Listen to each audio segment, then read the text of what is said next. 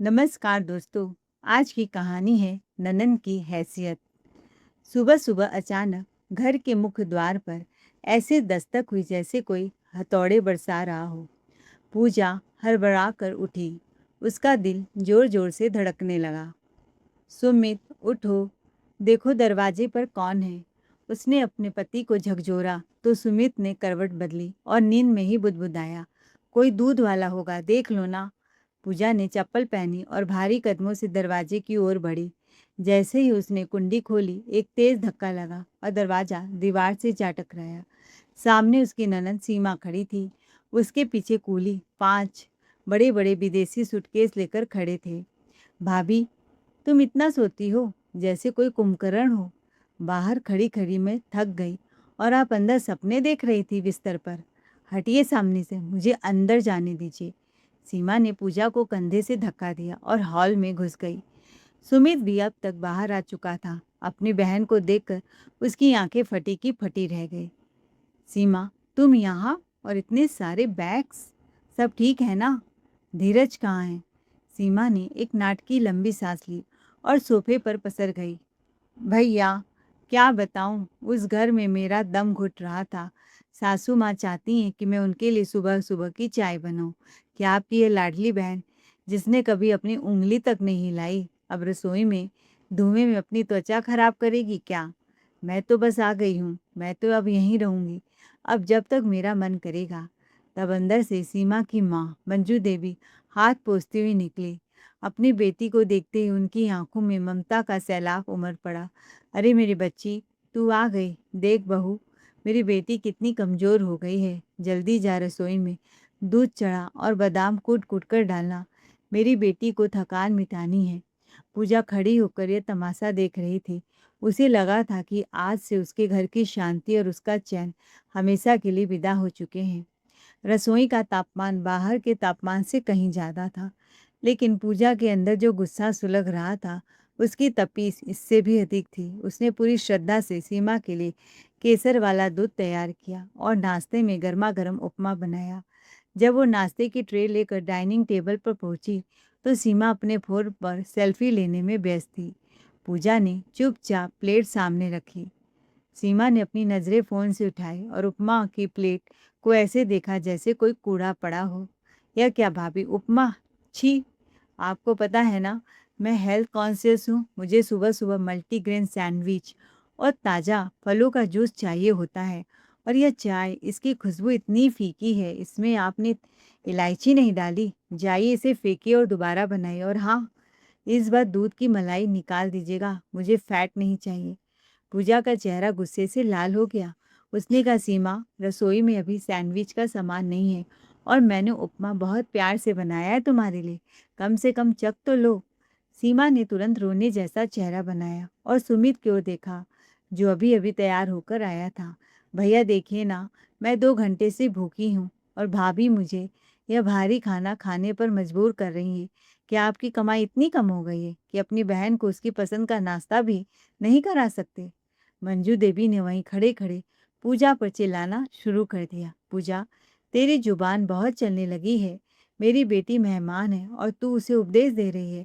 अगर सैंडविच नहीं है तो बाजार से मंगवा, पर मेरी बेटी को वही मिलेगा जो उसे पसंद हो। जा दोबारा चाय बना और ध्यान रहे, इस बार कोई शिकायत नहीं होनी चाहिए। सुमित ने हमेशा की तरह अपनी आंखें चुरा ली। उसे सिर्फ इतना कहा, पूजा वो कह रही है तो कर दो ना। बेकार में सुबह सुबह कलेश क्यों बढ़ाना पूजा? पूजा भारी मन से वापस रसोई की ओर मुड़ गई। फिर से नाश्ता बनाने लगी। सुबह के 11 बजे थे। सुमित ऑफिस जाने के लिए अपना बैग उठा ही रहा था कि सीमा ने उसका रास्ता रोक लिया। उसके चेहरे पर एक मीठी मुस्कान थी, जो पूजा जानती थी कि किसी बड़े खर्चे की दस्तक है। भैया, आज शाम मेरी पुरानी सहेलियों के साथ एक किटी पार्टी है। मैं इन पुराने कपड़ों में तो नहीं जा सकती ना। मुझे थोड़े नए डिजाइनर सूट और एक अच्छा सा ब्रांडेड हैंडबैग चाहिए। आप अपना वह ब्लैक क्रेडिट कार्ड मुझे दे दीजिए ना, मैं शाम तक वापस कर दूंगी। सुमित हिचका। सीमा, उस कार्ड की लिमिट इस महीने लगभग खत्म हो चुकी है। घर की किस्त भी जानी है।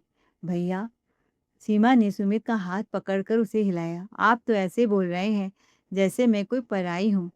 क्या आपकी कमाई पर मेरा अधिकार नहीं है? भाभी का जन्मदिन तो हर साल आता है, पर आपकी बहन कितने दिनों बाद यहाँ खुश रहने आई है। माँ देखिए ना, भैया कितनी कंजूसी कर रहे हैं। मंजू देवी पीछे से आई और बेटे का बटुआ छीन लिया। ले सीमा बेटा, जो चाहिए ले ले। सुमित, तुझे शर्म नहीं आई? अपनी बहन के लिए तू कंजूसी कर रहा है, तू और कमा लेना। पर बहन की खुशी दोबारा नहीं मिलेगी। सुमित ने एक लंबी सांस ली और बिना कुछ बोले कार्ड सीमा को दे दिया। पूजा यह सब बालकनी से देख रही थी। उसे याद आया कि पिछले महीने जब उसने अपने लिए एक नई साड़ी मांगी थी तो सुमित ने बजट का बहाना बनाकर उसे मना कर दिया था। आज वही बजट सीमा की बेफिजूल खर्च के लिए गायब हो चुका है। शाम के 7 बज रहे थे। सीमा शॉपिंग से वापस लौटी। उसके पीछे एक ऑटो रिक्शा भरा हुआ था, जिनमें सिर्फ उसके शॉपिंग बैग थे। उसने पूरा हाल उन बैग से भर लिया। वो थक कर सोफे पर गिर गई और जोर से बोली, ओहो, मॉल में कितनी भीड़ थी। भाभी, ओ भाभी, जरा यहाँ तो आना। उसने ऊंची आवाज में पुकारा तो पूजा कमरे से बाहर आई। सीमा ने अपने पैर सोफे पर टिका दिए। भाभी देखिए, यह सैंडल्स पूरे 5,000 के हैं। यह जो सूट है यह पेरिस से मंगवाया हुआ है। खैर, आप क्या जानेंगे इन चीज़ों की कीमत। फिलहाल मेरे पैर बहुत दुख रहे हैं। ज़रा सरसों का तेल लगाइए और मेरे पैर दबा दीजिए। पूजा की आंखों में बिजली सी कौंधी। सीमा, मैं तुम्हारी भाभी हूँ। मैं तुम्हारा खाना बना सकती हूँ, तुम्हारे कपड़े धो सकती हूँ, लेकिन मैं तुम्हारी नौकरानी नहीं हूँ कि तुम्हारे पैर दबाऊँ। अगर ज़्यादा दर्द है तो गर्म पानी से सिकाई कर लो। मंजू देवी, जो अभी तक अपनी बेटी के नए कपड़े देख रही थी, एकदम से भड़क उठी। पूजा, तेरी इतनी हिम्मत? मेरी बेटी राजघराने की तरह पली है, रानी की तरह। तू यहाँ इस घर की सेवा करने आई है। अगर सीमा कह रही है पैर दबाने के लिए, तो इसमें तेरा अपमान क्या है? यह तो तेरा ननंद का फर्ज है। सीमा ने आंख में घी डालते हुए कहा, भैया देखिए ना, भाभी मुझे कैसे झिड़क रही है। कह रही है मैं इनके टुकड़ों पर पल रही हूँ। अगर आप मुझे यहाँ नहीं देखना चाहते तो साफ कह दीजिए, मैं इसी वक्त चली जाऊंगी। सुमित ऑफिस से थका हारा घर वापस ही आया था। उसने अपनी पत्नी का साथ देने की बजाय कहा, पूजा क्या फ़र्क पड़ता है, छोटी बहन है, कर दो ना। घर में हर रोज़ का ड्रामा मुझे पसंद नहीं है। पूजा ने सुमित की बेबसी देखी और उसे समझ आ गया कि इस घर में वह अकेली है। अगले दिन रविवार था। पूजा और सुमित का यह एकमात्र दिन होता था जब वो साथ बैठ सकते थे, लेकिन सीमा ने यहाँ भी अपनी टांग अड़ा दी। उसने सुमित से जिद की कि वह आज पूरा दिन उसके साथ बिताए। भैया, आज हम मूवी देखने चलेंगे और फिर डिनर बाहर ही करेंगे। भाभी को घर पर ही रहने दीजिए, वैसे भी उन्हें मेरी सहेलियों की बातें समझ नहीं आती। वो घर की देखरेख करेंगी और माँ के साथ समय बिताएंगी। पूजा ने हस्तक्षेप किया, सुमित, आज हमने साथ घूमने का मन बनाया था। सीमा ने टेढ़ी नज़र से देखते हुए कहा, भाभी, भैया मेरे हैं, आपका हक तो बाद में आता है, पहले वह मेरे भाई हैं। क्यों भैया, आप मुझे मना तो नहीं करेंगे ना? सुमित ने पूजा की ओर देखा भी नहीं। ठीक है सीमा, तुम तैयार हो जाओ। पूजा, तुम माँ के साथ घर पर खाना खा लेना, हम लोग रात को देर से आएंगे। सीमा ने जाते जाते पूजा के कान में फुसफुसा कर कहा, देखा भाभी, सुमित भैया की चाबी मेरे पास है, आप तो बस एक ठप्पा है इस घर की। पूजा का मन किया कि वह उसी वक्त सब कुछ छोड़कर चली जाए, पर उसे याद आया कि यह घर उसका भी है। उसने ठान लिया कि वह सीमा को उसी की भाषा में जवाब देगी। एक दिन सुमित ऑफिस के काम से बाहर गया था। पूजा रसोई में सफाई कर रही थी। उसने सीमा और अपनी सास को डाइनिंग टेबल पर फुसफुसाते हुए सुना। सीमा बोली, माँ, मुझे लगता है कि भैया पूजा की बातों में आने लगे हैं।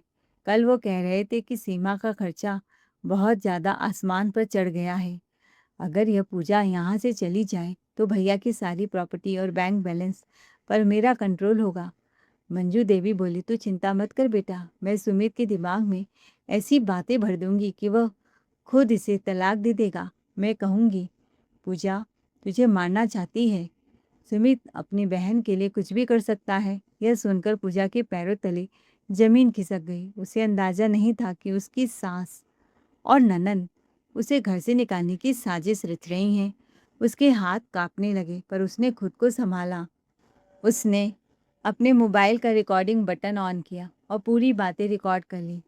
भैया, अब उसके पास हथियार था। सीमा की नज़रें अब पूजा के उन गहनों पर थी जो उसे उसकी स्वर्गीय माँ ने दिए थे। वह गहने बहुत कीमती थे और पूजा के दिल के करीब थे। एक शाम जब पूजा नहाने गई तो सीमा ने चुपके से उसके कमरे की दराज खोली और हार निकाल लिया। जब पूजा बाहर आई और उसने हार गायब देखा तो सीधे हॉल में पहुंची। वहाँ सीमा वो हार पहनकर आईने के सामने इठला रही थी। सीमा, यह हार उतारो, यह मेरी माँ की निशानी है और तुमने इसे बिना पूछे छुआ कैसे? पूजा ने सख्ती से कहा। तो मंजू देवी ने बीच में ही आकर पूजा को धक्का दिया। अरे, तेरी माँ की निशानी होगी तेरे घर पर। इस घर पे जो कुछ है उस पर मेरी बेटी का पहला हक है। सीमा को यह हार पसंद आ गया है, अब यह उसी का है। याद रख, मेरी बेटी जिस चीज़ पर उंगली रख देगी वह उसका हो जाएगा। पूजा ने सुमित को फ़ोन लगाया। सुमित, सीमा ने मेरे हीरो का हार ले लिया है, उसे बोलो वापस कर दे। सुमित ने दूसरी तरफ से थकी आवाज़ में कहा। पूजा, क्या तुम हमेशा लड़ती ही रहोगी? एक हार ही तो है, बहन को पहन लेने दो, जब हो जाएगी तो वापस कर देगी। इतना बड़ा मुद्दा मत बनाओ। सुमित का यह उदासीन व्यवहार पूजा के स्वाभिमान पर अंतिम प्रहार था। महीने का अंत आते आते सुमित की आर्थिक स्थिति डगमगाने लगी। एक सुबह सुमित के पास बैंक के मैनेजर का फ़ोन आया। मिस्टर सुमित, आपका होम लोन का चेक बाउंस हो गया है क्योंकि आपके अकाउंट में पर्याप्त बैलेंस नहीं है। साथ ही आपका क्रेडिट कार्ड का बिल 8 लाख पहुंच गया है। कृपया तुरंत भुगतान करें। सुमित पसीने पसीने हो गया। उसने सीमा को बुलाया। सीमा उस समय अपने नए आईफोन पर ऑनलाइन शॉपिंग कर रही थी। सीमा, तुमने कार्ड से 8 लाख रुपए खर्च कर दिए। मैंने मना किया था ना? सीमा ने मासूमियत दिखाई। भैया, वो बस थोड़े से कॉस्मेटिक और एक डिजाइनर घड़ी ली थी। आपको अपनी बहन की सुकून की चिंता है या इन थोड़े से पैसों की? वैसे भी आप कमाते किस लिए हैं? थोड़ा मैंने खर्च कर लिया तो क्या फर्क पड़ गया? पूजा ने मेज पर खाली राशन का डिब्बा रखा। सुमित, घर में आटा नहीं है और तुम्हारी बहन सुकून से बातें कर रही हैं। अब फैसला तुम्हारे हाथ में है। मंजू देवी ने पूजा को डांटा। तू चुप रह। सीमा को एहसास हुआ कि सुमित अब पैसे को लेकर गंभीर हो रहा है, इसलिए उसने एक खौफनाक चाल चली। उसने रसोई में जाकर जानबूझकर अपने हाथों पर गरम तेल की कुछ बूंदें गिरा ली और जोर जोर से रोने लगी। सुमित जैसे ही घर पहुंचा, सीमा उसके पैरों में गिर गई। भैया, मुझे बचा लीजिए। भाभी ने जानबूझकर मुझ पर जलता हुआ तेल फेंका। वो कह रही थी अगर मैं यहाँ से नहीं गई तो मेरा चेहरा जला देंगी। सुमित का खून खौल उठा। उसने पूजा को बालू से पकड़ा, कमरे से बाहर खींचा। पूजा, तेरी इतनी हिम्मत? मंजू देवी ने रोने का नाटक किया। बेटा, यह औरत डायन है, इसे इसी वक्त घर से बाहर निकालो वरना यह हम सबको मार डालेगी। पूजा शांत थी। उसने सुमित का हाथ झटक दिया। हाथ नीचे करो सुमित। तुमने आज अपनी पत्नी पर हाथ उठाया, सिर्फ इस झूठ की बुनियाद पर। सबूत कहाँ है? सबूत? तुम्हें सबूत चाहिए? सबूत मेरे हाथ में है सुमित। सुमित चिल्लाने लगा। पूजा ने अपना फोन निकाला। नहीं सुमित, सबूत यहाँ है। उसने वह वीडियो प्ले कर दिया जिसमें सीमा खुद अपने ऊपर तेल डाल रही थी और मंजू देवी उसे एक्टिंग करना सिखा रही थी। वीडियो देखकर सुमित का चेहरा सफ़ेद पड़ गया। अस्पताल से घर आने के बाद सीमा को लगा कि सुमित अब शांत हो गया होगा, इसलिए उसने फिर से हुक्म चलाना शुरू किया। भाभी, आज मेरा जन्मदिन है, मुझे शाम को 5 सितारा होटल में पार्टी चाहिए और कम से कम 10 लाख का गिफ्ट चाहिए। पूजा हॉल में आई। उसके हाथ में कुछ कागजात थे। उसने वह कागज सुमित के सामने रखे। सुमित, यह लो तलाक के कागज और यह लो इस घर की लीगल नोटिस, क्योंकि इस घर की 70% किस्तें मेरे मायके के पैसों से भरी गई है। कानूनन यह घर मेरा है। तुम्हारे पास दो रास्ते हैं, या तो इस जहरीली ननद और अपनी माँ की साजिशों को इसी वक्त खत्म करो या फिर मेरा हिस्सा चुकाकर मुझे आज़ाद करो। सीमा चिल्लाई। भैया देखिए, ये आपको धमकी दे रही है। पूजा ने गरज कर कहा। चुप रहो सीमा, तुम्हारा यह नाटक अब खत्म हुआ। सुमित, अगर आज तुमने फैसला नहीं किया तो कल सुबह तक तुम सड़क पर होगे। सुमित ने अपनी माँ और बहन की ओर देखा। इनके चेहरों पर अब डर साफ दिख रहा था। सीमा का अहंकार अब मिट्टी में मिल रहा था। सुमित ने पहली बार पूजा का हाथ पकड़ा और सीमा की ओर मुड़ा। हॉल में सन्नाटा था, इतना गहरा था। एक तरफ उसकी माँ और बहन जो सालों से उसके खून के रिश्तों का हवाला देकर उसे लूट रही थी, और दूसरी तरफ उसकी पत्नी थी जिसका स्वाभिमान आज लहूलुहान होकर खड़ा था। सुमित, कुछ बोलते क्यों नहीं? इस औरत ने मुझे घर से निकालने की धमकी दी है। क्या तुम अपनी माँ का अपमान सहोगे? मंजू देवी ने रोने का नाटक शुरू किया तो पूजा ने मेज पर एक और फाइल पटकी। माँ जी, अपमान की बात आप ना ही करें तो बेहतर है। सुमित, इस फाइल में पिछले 3 सालों का हिसाब है। सीमा ने अब तक तुमसे करीबन 20-25 लाख रुपए ऐंठे हैं। वो गहने, वो शॉपिंग, वो कैश, यह सब तुम्हारी मेहनत का नहीं बल्कि हमारे भविष्य का पैसा था, जो तुमने इस सांप को दूध पिलाने में लगा दिया। आज फैसला तुम्हें करना है। या तो यह घर मेरा होगा और यहाँ मेरे नियम चलेंगे, या फिर तुम अपनी माँ बाप के साथ इस घर से अभी के अभी बाहर जाएगी तुम्हारी बहन। सुमित ने सिर उठाया। उसकी आंखों में पश्चाताप के आंसू थे। उसने सीमा की ओर देखा जो अब भी गुस्से में पैर पटक रही थी। सुमित धीरे धीरे सीमा के पास गया। सीमा को लगा कि सुमित उसे गले लगाकर पूजा भाभी को डांटेगा। भैया, निकालिए इसे बाहर। सुमित ने अचानक सीमा का हाथ पकड़ा और उसे खींचते हुए कमरे में ले गया। भैया, ये क्या कर रहे हैं आप? छोड़िए मेरा हाथ। सुमित ने अलमारी खोली और सीमा के सारे डिजाइनर सूट, वो महंगे सैंडल्स, वो आईफोन उठाकर हॉल में फेंकना शुरू कर दिया। सीमा चिल्लाने लगी, भैया पागल हो गए हैं क्या आप? यह हजारों का सामान है। सीमा चीखने लगी, पैसे की बात मत करो। सीमा, तुमने हजारों नहीं लाखों रुपए बर्बाद कर दिए, और सबसे बड़ी बात, तुमने मेरा भरोसा तोड़ा है। तुमने मेरी बीबी का झूठा इल्जाम लगाया ताकि तुम इस घर पर कब्जा कर सको। आज इसी वक्त तुम यहाँ से निकलोगी। सुमित की आवाज़ में वो दृढ़ता थी जो पूजा ने पहले कभी नहीं देखी। पूजा, मंजू देवी ने जब यह देखा कि सुमित पूरी तरह से पूजा के पक्ष में हो गया है तो वह जमीन पर बैठकर छाती पीटने लगी। हाय रे मेरा बेटा, जोरू का गुलाम हो गया, अपनी सगी बहन को बेघर कर रहा है, कल को मुझे भी घर से निकाल देगा। तभी पूजा आगे बढ़ी और अपनी सास की आंखों में आंखें डालकर बोली, माँ जी, आपको कोई घर से नहीं निकाल रहा। आप सुमित की माँ हैं, यहाँ गरिमा से रह सकती हैं, लेकिन अगर आपने सीमा का साथ दिया या उसे चुपके से पैसे भेजने की कोशिश की तो याद रखिएगा कि इस घर की मालकिन मैं हूँ। आप यहाँ अतिथि बनकर रहेंगी, मालकिन बनकर नहीं। और सीमा, तुम्हारे पास 10 मिनट है, अपना ये सारा कूड़ा उठाओ और यहाँ से दफा हो जाओ। मुझे आधी रात को घर से निकालोगे? सुमित ने दरवाज़ा खोल दिया। बाहर तेजों से बारिश शुरू हो चुकी थी। तुम्हारे लिए यह घर हमेशा के लिए बंद हो गया है सीमा। जाओ अपने ससुराल और वहाँ के नियम कायदे सीखो। सीमा को उम्मीद थी कि सुमित उसे कम से कम टैक्सी के पैसे तो देगा, पर सुमित ने अपनी जेबें साफ कर दी। सीमा को अपने 5 भारी सूटकेस खुद खींचकर सोसाइटी के गेट तक ले जाने पड़े। जिस सीमा ने मायके में अभी तक एक गिलास पानी खुद तक नहीं लिया था, आज वो भारी बारिश में भीगते हुए अपने अहंकार का बोझ ढो रही थी। उसने अपने पति धीरज को फोन मिलाया। धीरज, मुझे लेने आओ, भाई ने मुझे घर से निकाल दिया है। तो धीरज का जवाब ठंडा था, सीमा, मुझे सब पता चल गया है। पूजा भाभी ने मुझे वह वीडियो और बैंक स्टेटमेंट भेज दिए हैं। मुझे शर्म आती है कि मेरी पत्नी एक नंबर की लालची और साजिशी औरत है। मेरे घर में तुम्हारे लिए कोई जगह नहीं है जब तक तुम अपनी गलतियों का प्रायश्चित नहीं कर लो। फिलहाल तुम किसी होटल में रुको, पर याद रखना मेरा एक पैसा भी तुम्हें नहीं मिलेगा। यह सुनकर सीमा सन्न रह गई। उसका क्रेडिट कार्ड पहले ही फ्रीज हो चुका था और अब उसके पास सिर छिपाने की भी कोई जगह नहीं थी। मंजू देवी चुपचाप रसोई में चाय बना रही थी, बिना किसी शोर के।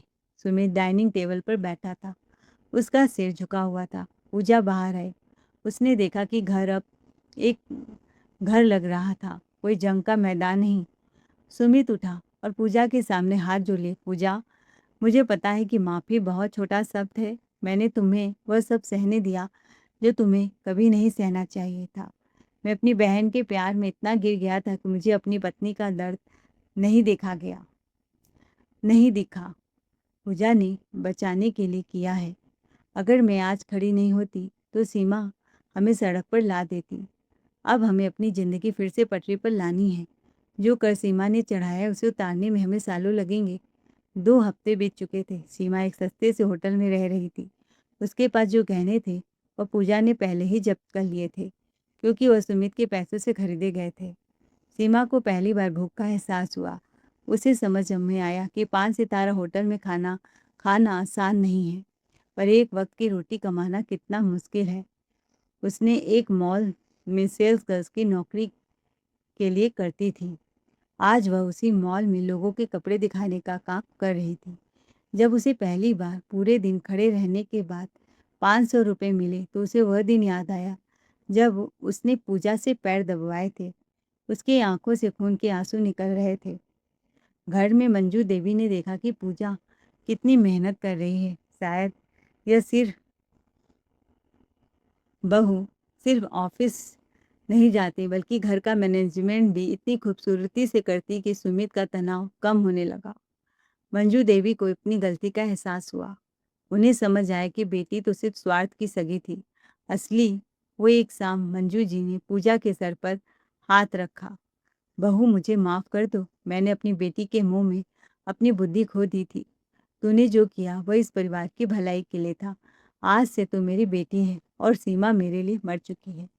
पूजा की आंखों में पहली बार अपनी सास के लिए सम्मान के आंसू थे और सीमा ने एक बार फिर कोशिश की। वो घर आई और सुमित के सामने घुटनों के बल बैठ गई। भैया, मुझे माफ़ कर दीजिए, मैं बदल गई हूँ। मुझे बस सर छुपाने की जगह दे दीजिए। मंजू देवी पिघलने ही वाली थी कि तभी पूजा ने दरवाजे पर खड़े होकर कहा, रुको सुमित। सीमा दीदी, तुम बदली नहीं हो। मुझे सब पता है कि तुमने कल ही विजय धीरज के घर जाकर उसके माता पिता को धमकी दी है कि तुम उन पर केस करोगे, और यहाँ तुम भाई के सामने नाटक कर रही हो ताकि तुम फिर से इस घर में घुस सको। सीमा का चेहरा फिर से वही नफरत भरा हो गया। तुम मेरा पीछा क्यों नहीं छोड़ती भाभी? पूजा ने मुस्कुरा कर कहा, पीछा? मैं नहीं, तुम्हारी अपनी करतूतें कर रही हैं। सीमा, यह लो तुम्हारी जॉब टर्मिनेशन लेटर। जिस मॉल में तुम काम कर रही थी ना, उसके मालिक सुमित के दोस्त थे। उन्होंने बताया कि तुम वहाँ भी चोरी कर रही थी। अब पुलिस बाहर खड़ी है। पुलिस अंदर आई। सीमा जी, आपके खिलाफ आपके भाई और भाभी ने धोखाधड़ी और चोरी का इल्जाम लगाया है। सीमा चीखने लगी, भैया बचाओ मुझे। और सुमित और मंजू देवी ने अपने पीठ पीछे कर ली, फेर ली। सीमा को हथकड़ियाँ लगी और उसे उसी घर से बाहर ले जाया गया जहाँ वह कभी महारानी बनकर हुक्म चलाती थी। पड़ोसी अपनी बालकनियों से देख रहे थे। सीमा का वह मेरे भैया वाला गुरूर आज धूल में मिल चुका था। 1 साल बाद घर में एक छोटी सी पूजा थी। सुमित और पूजा खुश थे। उनका सारा कष्ट उतर चुका था और पूजा अब माँ बनने वाली थी। मंजू देवी पोते और पोती के स्वागत की तैयारियों में जुटी थी। सीमा जेल से छूट चुकी थी, पर अब वो एक गुमनाम जिंदगी जी रही थी। वह एक छोटे से ढाबे पर बर्तन धोती थी और हर दिन उस पल को कोसती थी जब उसने अपनी भाभी का अपमान किया था। उसे समझ आ गया था कि रिश्ते पैसों से नहीं, सम्मान और प्यार से चलते हैं। पूजा ने खिड़की से बाहर देखा और एक लंबी राहत भरी सांस ली। उसके घर में अब कोई ताने नहीं थे, सिर्फ शांति और आज सम्मान की गूंज थी। यह एक ऐसी औरत की जीत थी जिसने झुकना नहीं बल्कि लड़ना सीखा था। तो दोस्तों, आपको यह कहानी कैसी लगी? कमेंट करके ज़रूर बताएं। कहानी अच्छी लगी हो तो चैनल को लाइक शेयर सब्सक्राइब जरूर करें। Thanks for watching ARK voice.